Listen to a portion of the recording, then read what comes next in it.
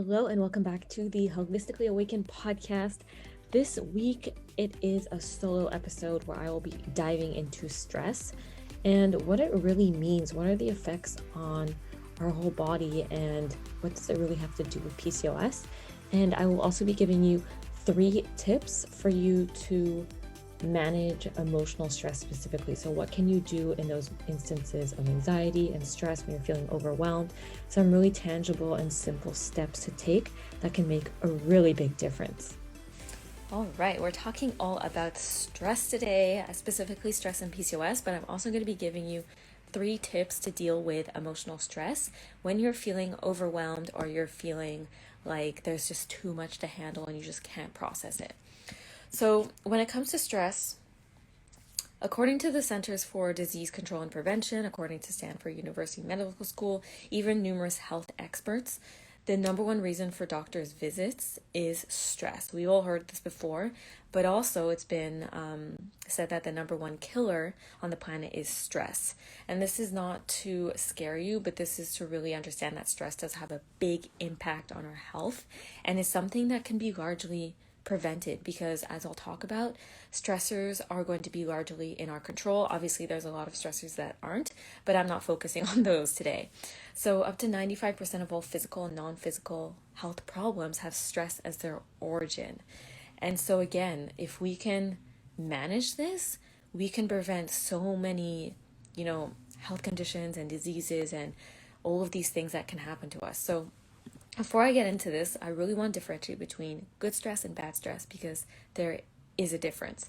So good stress is also called hormetic stress, and this is basically a low dose of a chemical agent or environmental factor that results in an adaptive beneficial effect on your body. So this is going to be talking about like acute stressors. So higher doses would be detrimental for you. And so this is going to be the same thing for like if you're chronically stressed out or if these are like acute instances of stress. So your body is designed to handle occasional minor stress, and this adaptive response actually makes you more resilient. So this is actually a good thing to have small doses of stress, because then this will activate your repair system and that you can actually be resilient to stress. But when this is constantly activated over and over again, chronically, then this is where our resources become depleted and we just can't fight the stress anymore. Like we're just not designed to fight back a stress all the time. And so this is where our 21st century lifestyle has created this chronic stress situation for most of us, where we're just constantly bombarded and we're just not meant to live that way. It's kind of like when you look at, like a gazelle running away from a lion or whatever, and there is an acute stress, obviously, but once it runs away and it gets away, then it kind of shakes itself off. This is a stress response to kind of get rid of all those like stress hormones and all that kind of thing, to calm the system down, to get back into the parasympathetic state. This is also a great thing to do if you're stressed out, to kind of shake yourself out, do a little dance, because this can kind of help, calm things down and get rid of these like stress hormones and all of this buildup. This is why exercise can be really great as well. But then what happens is the gazelle just goes back to grazing and it goes into the relaxed state. But for humans, a lot of the time we're just constantly activated and we're never really outside of this stress state. And so this is obviously where disease and illness can come about. And so I talked about good and bad stress. I talked a little bit about acute versus chronic stress. And I wanted to talk a little bit more about the effects of stress, because these can be large across the body. Like there's so many effects. And so it can just impact the body in many ways by depleting nutrients. It can increase inflammation. It can inhibit ovulation. What I've heard this year is I've seen so many women, specifically with hormonal imbalances, PCOS, but even women who usually have regular periods, they've experienced like irregular periods or more PMS, or, that haven't ovulated every month. And this was not a surprise, because obviously there's more stress going on this year. So ovulation and your menstrual cycle is very much impacted by your stress as well. It can also affect digestive function, because when we're in activation of the stress state, fight or flight, our blood flow goes to the extremities, and this is in order to fight or flight. So we're not really interested in digesting our food or reproducing because it's not an emergency, right? And so this is where if you're constantly in a chronic stress state, especially if you're at meal times. This is why I'm always big on meal hygiene, like deep breathing before you start your meal, getting into a relaxed state, because then you're actually going to be activating digestive secretions, digestive mechanisms, so that you can actually break down your food and absorb it. If we're in a stress state, this can actually greatly impair your digestion, also trigger digestive symptoms, but result in a whole host of issues down the line. Could also promote sleep disturbances, insomnia, issues falling asleep, waking up, all that kind of thing. Promote abdominal fat accumulation, also make fat loss more resistant. So this is where I see a lot of women who are doing like chronic cardio and things like that, and they're like, I'm exercising all the time, but I have this like fat accumulation and it just won't budge. And this is where it's usually going to be a stress issue, and I see this all the time, and this is where it can be more stubborn, or we're wondering like, why can't I lose this weight? And a lot of the time it's going to be due to the stress response. Dysregulated hormones, of course, promoting cravings, overeating, decreased muscle mass. It can weaken the immune system. Also has a big impact on hair. So I see a lot of women with like, they'll notice hair issues, hair loss, and usually within 3-month time frame of like a stressor or a significant, impactful event in their life. So it can impact many ways.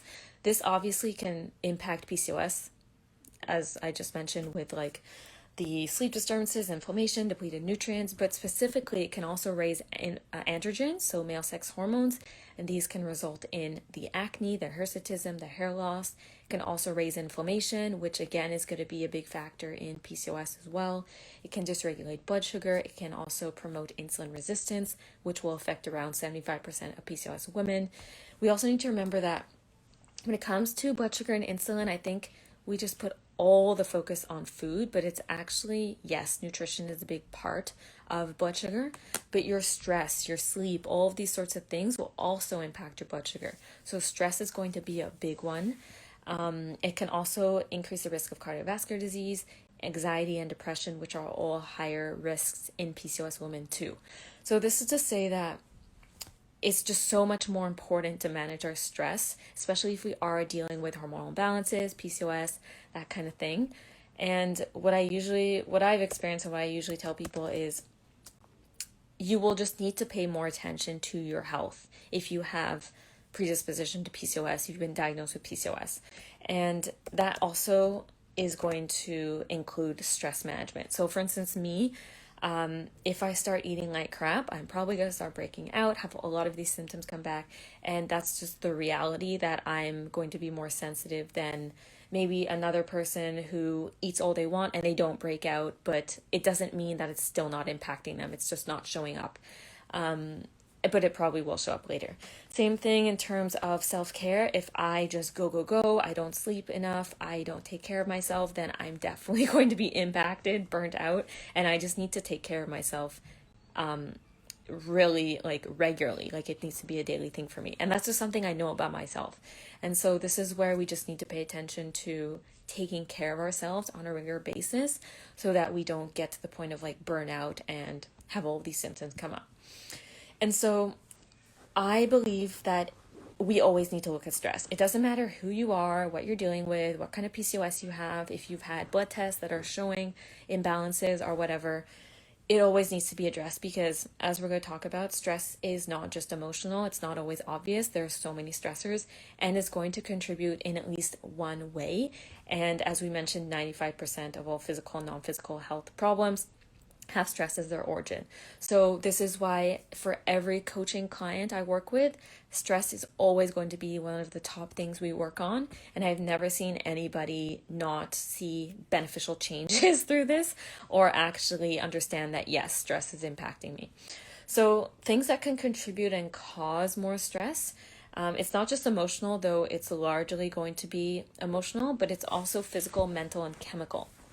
So things like lack of sleep, dieting, overeating, sedentary lifestyle, overexercising, infections, blood sugar imbalances, alcohol, drugs, caffeine, nicotine, pollution, pesticides, chemicals, poor water quality, heavy metals, EMFs, nutritional deficiencies, food allergies, Obviously, the things like financial issues, toxic relationships, these are all stressors, because anything that puts your body out of homeostasis or out of balance is a stressor. So as you can see, the list is very long. I didn't include everything, but it really can be anything that puts your body out of balance. And this isn't to say, oh, we're screwed, like everything is a stressor.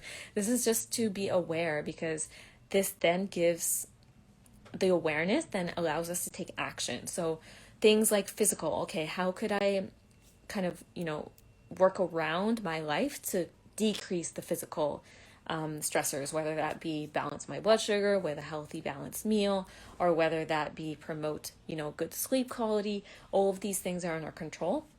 And I'm going to talk a little bit about emotional stress, because this is the number one stressor, because most of it is going to be coming from our minds.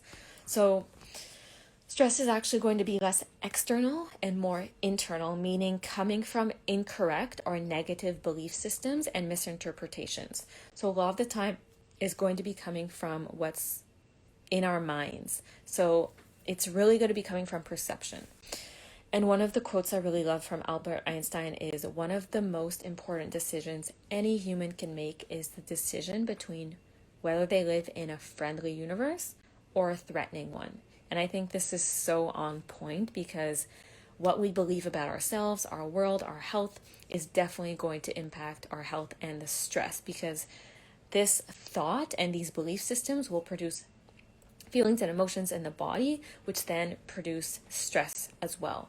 So this is where the stress response largely comes from what we perceive and what we decide in our minds to be true. And this isn't again to say like, oh, well, you're just making up all the stress, it's all on you. It's really about being in control. Like, you can actually shift your perception so you don't actually have to create this stress, because a lot of the time we make up these stories and we create more of a stress from something that doesn't have to be such a big deal, right? And even if there is something that is happening in your life that's, a trauma or tragedy or whatever, or like there are some issues going on, you're not sure how to navigate it, there's some problems, it's really about how we perceive things, because there's always, due to the law of duality, there's always another side to it. Where there's a problem, there's always a solution. So this is where we can shift our perception, and that can also really help the stress response. Because you probably all have already experienced like creating stress from your mind directly in a physical response. So for instance, like if you've ever been dreaming that you're falling and then you like jump in your sleep, I've had that so many times, or you have like the butterfly effect, or literally just thinking about a scenario and you start to get like your palms are sweaty, or you're like your heart's racing, like all of these things, you can see the effect of the mind on the body. And so my top 3 tips for you for emotional stress would be, number 1 would be presence and awareness. Hey Cicely, nice to see you, girl. Thank you guys for tuning in. By the way, if there's anything that resonates or any questions that you have, please pop them in the comments. But my top 3 tips for dealing with emotional stress today would be, number 1, presence, awareness. So this is where we become aware of what's going on, because a lot of the time we just push through it. We're like, oh, I'm just going to suppress the stress and like, work through it and I'll deal with it later. Or I'm just going to have a glass of wine, which can work obviously in the short term, but it's really not a healthy or long-term approach for dealing with stress, because we're just suppressing it. We're just pushing it down, shoving it back into our body.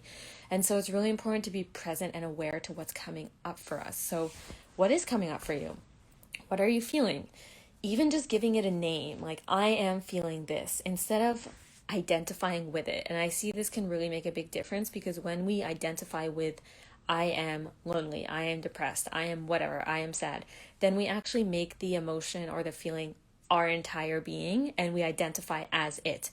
Whereas it's actually just something that's passing through our bodies, and we're much bigger than it. We are not the emotion.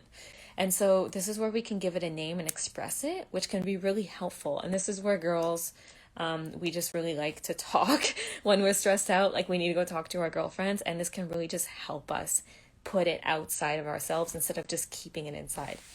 So allow yourself to feel the feeling instead of suppressing it, because when you suppress it, it will only allow it to fester longer, and this creates more damage.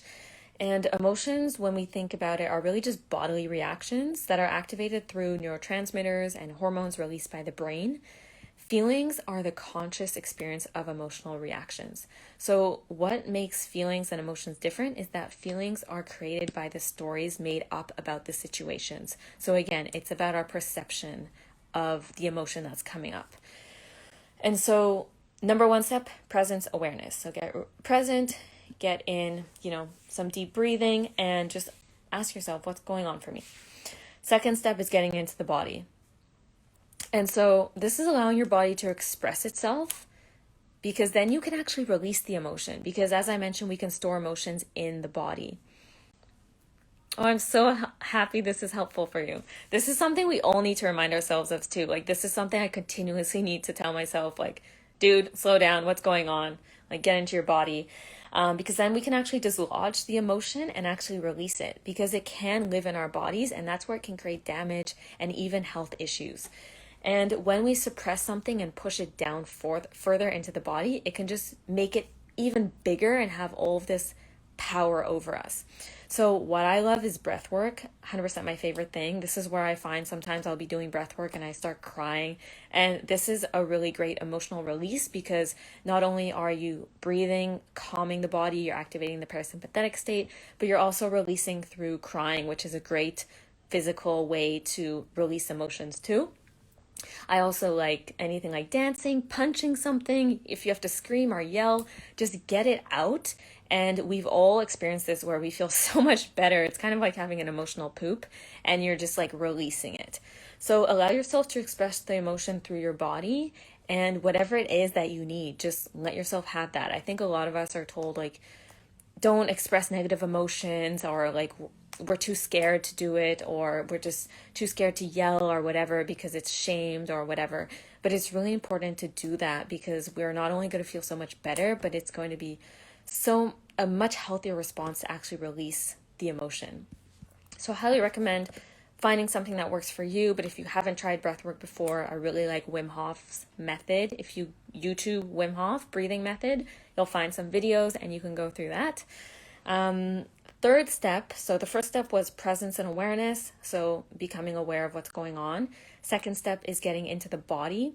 And third step is asking for what you need. So whether it's needing somebody to listen to you, like you just need to vent, or maybe you need advice, or you need a different perspective, or you need a hug, or you need to organize your day, like you have too much going on, or you need help from somebody, you need extra help from a caregiver or a nanny or whatever it is. Maybe you need to feel loved, you need to feel nurtured, or whatever it is. Maybe you need some quiet time and you just like, there's too much going on. Maybe you need a break. Maybe you just need to walk around the block. Maybe you need food. Who knows? But it's really important to get real and honest with what you need, and then getting clear on how to get it. So whether it's you're giving it to yourself, whether it's asking somebody, or asking, somebody for help or advice or whatever it is. But when you are asking for help from somebody, getting really clear on who it is. So I usually have a list of people in my head that I know who to go to when I need support, whether that be I just need to vent to you, or I need a different perspective, or whatever it is, because it's not really going to be beneficial if you just go to anybody, right? So we all have our people, and it's also important to let them know ahead of time that you need some space. You need a safe space to vent, or maybe it's to get advice, or whatever it is, so that they are aware ahead of time, instead of just showing up on like a phone call, or, meeting up with a friend and then just vomiting all over them. Maybe they are not in that space, or that energy to be able to do that. Maybe they're having a bad day and they just can't deal with more shit. So it's really important to communicate ahead of time and ask them, like, is this a good time for me to vent, or can I ask you something, or is it okay if I just have whatever it is? Just really important to communicate that ahead of time, and asking for permission, because I think it can be detrimental if we don't voice what we need, and then the other person, in order to like get permission from them. So I hope this makes sense. I'm going to recap. The 3 tips would be presence awareness, getting really clear on what's coming up for you. Second is getting into the body. And then third is asking for what you need. So getting clear on what is it that you actually need, and then either giving it to yourself or asking for help wherever it is, in a healthy way, of course. So I hope that this was helpful. Thank you so much, guys, for tuning in. And if you have any questions about this, or there's something that resonated with you, I'd love to hear from you. Otherwise, have a lovely rest of your evening. Thank you for listening to today's episode. I hope you loved it. And as usual, if you do enjoy the episode, the podcast, I really appreciate a 5-star rating and review on iTunes. It really helps my podcast reach more people who need it and to spread my message. So I really appreciate your time for tuning in, and I can't wait to share what's coming next week.